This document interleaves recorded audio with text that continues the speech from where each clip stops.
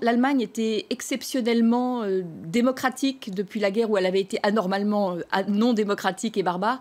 Et elle était prémunie par justement, du fait de ce traumatisme qui était ancré en elle, prémunie étrangement contre les populismes et la montée des populismes.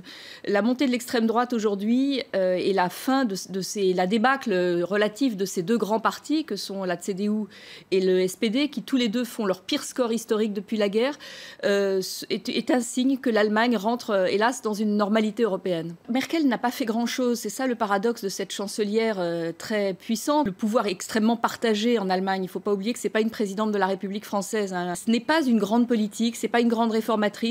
On ne peut lui trouver aucune grande réforme à son actif. Elle a surfé sur les réformes entreprises, les réformes de droite entreprises bizarrement par son prédécesseur social-démocrate Gerhard Schröder, qui avait vraiment relancé de manière globale l'économie allemande.